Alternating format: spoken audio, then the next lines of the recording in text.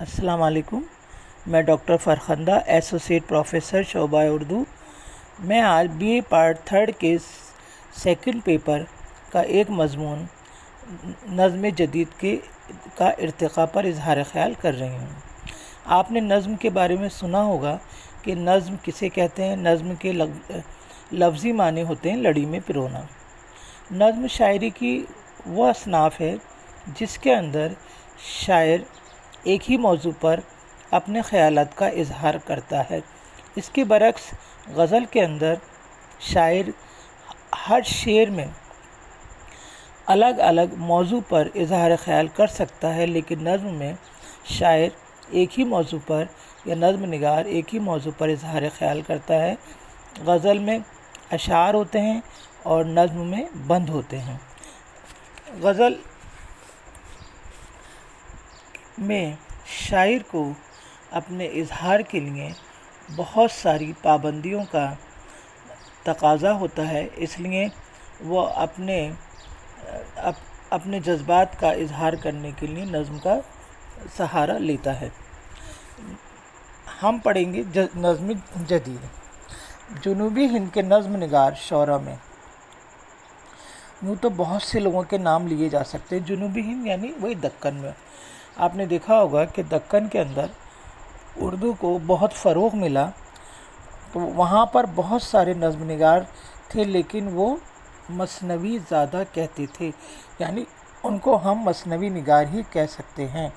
वैसे अली आदिल शाह सानी और बुरहानुद्दीन जानम को सही मानों में मसनवी निगार के अलावा नज़्म निगार भी कहा जा सकता है, यानी नज़्म की बुनियाद वहीं से पड़ गई थी।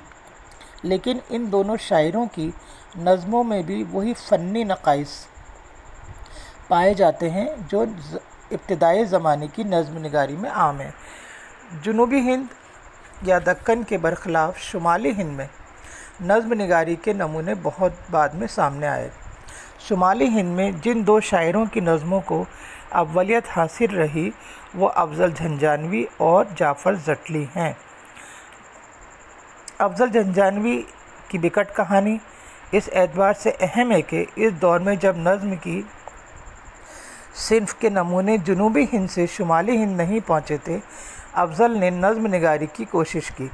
जाफ़र ज़टली की नज़में तादाद में तो अफ़ज़ल से ज़्यादा हैं, लेकिन उनको पहले इसलिए शोहरत हासिल नहीं हो सकी कि जाफ़र ज़टली एक फहश निगार की हैसियत से मशहूर थे।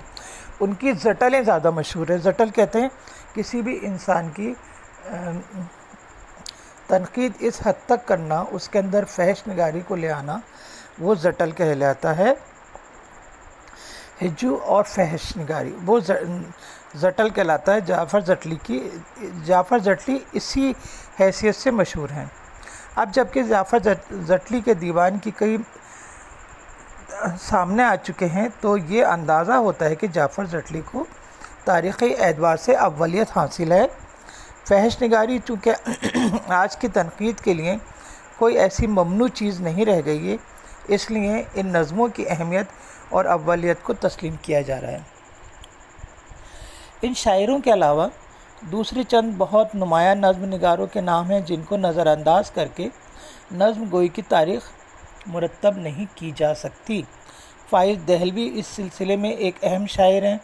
उन्होंने तारीफ़ पनघट और तारीफ़ जोगन के उन्वानात कहते हैं शीर्षक को, टाइटल को, जो नज़में लिखी हैं उनको अगर मुकम्मल नज़्म ना भी तस्लीम किया जाता है तो उनकी नज़्म के इब्तिदाई नक़ूश तो ज़रूर उसके अंदर नज़र आते हैं। फ़ाइज़ की नज़मों का ढांचा बहुत गैर मरबूत और गैर मुरतब है, यानी नज़्म निगारी के जो फ़न है, नज़्म निगारी का जो हैयत है, जो उसका स्ट्रक्चर है, वो उनके यहाँ पर नज़र नहीं आता और उसमें ढीला ढालापन है।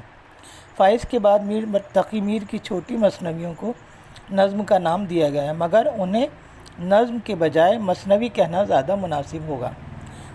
यूँ तो बहुत से शायरों की छोटी छोटी मसनवियाँ नज़्म के नाम से मौसूम की जा सकती हैं, मगर नज़्म और मसनवी के असनाफ़ चूँकि अलग अलग हैं, इसलिए नज़्म की तारीख़ में मसनवियों का ज़िक्र एक ज़रूरी बात करार पाती है।